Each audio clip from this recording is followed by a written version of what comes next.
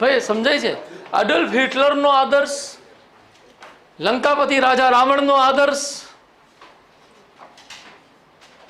દુર્યોધનનો આદર્શ. ચાલો એક વિરોધી ટીમ ગોઠવીએ. ચર્ચિલ, રૂઝવેલ્ટ અને સ્ટાલિનનો આદર્શ, રામનો આદર્શ.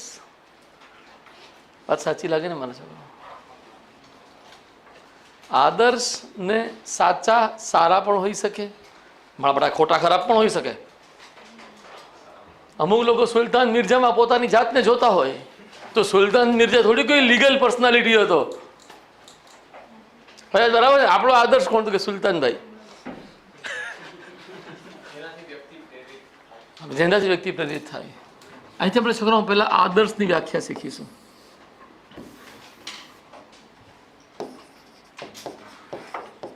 બનાવીએ ચિત્ર. આદર્શ શું છે?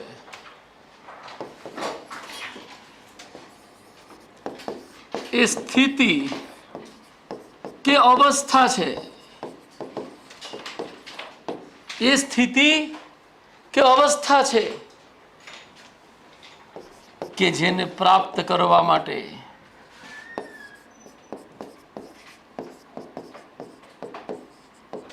મનુષ્ય, જેને પ્રાપ્ત કરવા માટે મનુષ્ય સતતપણે અને સમર્પિત રીતે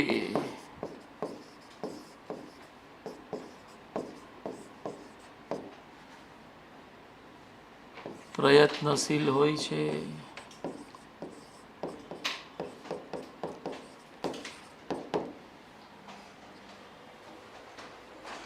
આ ભાઈ આ વાત સમજાય છે?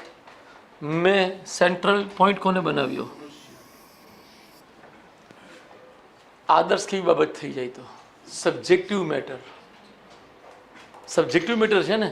વ્યક્તિ આદર્શ બદલાય.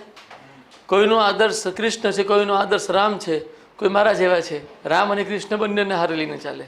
અમુક સંજોગોમાં કૃષ્ણને હારે લઈને ચાલવું મુશ્કેલી ભર્યું થઈ જાય. ફોર એક્ઝામ્પલ વિવાહ વ્યવસ્થા, પ્રોબ્લેમ ઊભા થઈ જાય. તો રામ આદર્શ છે વિવાહની બાબતમાં, સમજો. કૃષ્ણ આદર્શ છે વિવાહ સિવાયની બાબતોમાં. આપ સમજી રહ્યા છો મારું કહેવાનું તાત્પર્ય? તો વાત કોઈનો રામ આદર્શ હોય, કોઈનો કૃષ્ણ આદર્શ હોય, કોઈનો આદર્શ ગાંધી હોય. વ્યક્તિએ બદલાય. હવે અહીંયા સમાજ લખી નાખ્યું તો સમાજે બદલાય. ભાઈ વાત બરાબર છે? પાકિસ્તાનના આદર્શ અને ભારતના આદર્શ એક સરખા કે અલગ અલગ? હા બેટા, સંગઠન લઈ શકો, તમે બનાવી શકો. સંગઠન પણ બનાવે. સંગઠનનો આદર્શ, ફોર એક્ઝામ્પલ NTA નો આદર્શ, ફોર એક્ઝામ્પલ ચૂંટણી પંચનો આદર્શ, ફોર એક્ઝામ્પલ મારા ભાઈ બહેનો UPSC GPSC નો આદર્શ. એક કોઈ છોકરી ખેડેકર કરીને હમણાં મેદાનમાં ઉતરી છે, રાઈટ? તો UPSC ની પાત્રતા ઉપર પ્રશ્ન ઉભો કરી નાખ્યો એને. કેમ UPSC આને સિલેક્ટ કરે છે આવા? ઓહો, તો પ્રશ્ન કોની ઉપર ઉભો થઈ ગયો? UPSC ની પાત્રતા ઉપર. હું તમને ભણાવું છું અને તમે બહાર જઈને આબરૂ મારી કાઢો તો પાત્રતા કોની પ્રશ્નથી ઉભા છે? મયુરે આમ તૈયાર કરી રહ્યા છે. એટલે मैदान पिक्चर में अजय देवगन बोले मुझे एक और मौका दिया जाए. नहीं જોયું मैदान. શું હતો? રણમાં ખેતી કરતો હતો એ છોકરો. ઇન્ડિયામાં ફૂટબોલને પ્રોત્સાહન આપવા માટે સમર્પિત હતો. ગુજરાતમાં UPSC GPSC માટે સંઘર્ષ કરાવવા માટે મયુર સમર્પિત છે. આ રણમાં ખેતીનું કામ છે. ત્યાં તલાટી બનવા માત્રથી જ સપનાઓ સાકાર થઈ જાય છે. આપ સમજો લેવલ. મારા છોકરા અભિગમ તમારો જે છે કેટલો એક્સપાન્ડ. મેં કીધું નાની વાત માટે સ્કોપ જ નથી, મોટી વાત જ કરવાની છે. IAS યા ડેપ્યુટી કલેક્ટર એ નાનામાં નાનું પદ છે કે જેને પ્રાપ્ત કરવા માટે પ્રયત્નશીલ છે. અને આ નથી મળતું તો પછી રેકડી પણ ચલાવી લઈને કરોડોપતિ બનવાની તાકાત ધરાવીએ છીએ. શાકની રેકડીથી શરૂ કરશું ને તોય કરોડોપતિ બની જાઉં. ભાઈ વાક્ય સમજાય છે? જેને પોતાની પર આટલો અને આવો વિશ્વાસ નથી, પોતાની મહેનત ઉપર આવો ને આટલો વિશ્વાસ નહીં, એ શું કરશે? વલખા મારશે ગમે તેમ નોકરી મળે. વાક્ય ગળે ઉતરે. વલખા મારવાની ગેમ નહીં. હવે મારા છોકરા હું અહીંયા વાક્ય સમજાવવાની કોશિશ કરી રહ્યો હતો. મનુષ્ય એક વ્યક્તિગત રીતે આદર્શ રાખી શકે. યસ, સમાજ પોતે સમગ્રતાના રૂપે આદર્શ રાખી શકે. ભાઈ આ વાત સાચી. અને આ આખી મેટર કેવી છે? Number 2 arrow.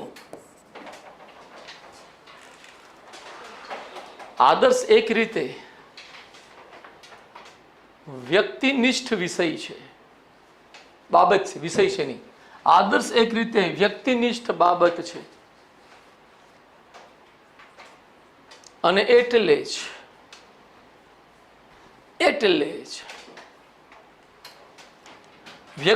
વ્યક્તિએ તથા સમાજે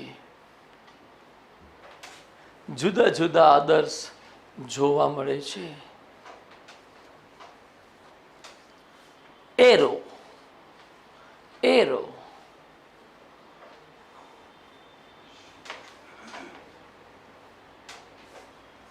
દાખલા તરીકે ભારતીય સમાજે સામૂહિકપણે જે આદર્શ નક્કી કર્યા છે,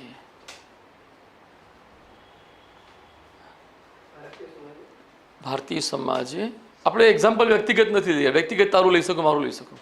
ભારતીય સમાજે સામૂહિકપણે જે આદર્શ નક્કી કર્યા છે તેની રજૂઆત સંવિધાનમાં થયેલી છે.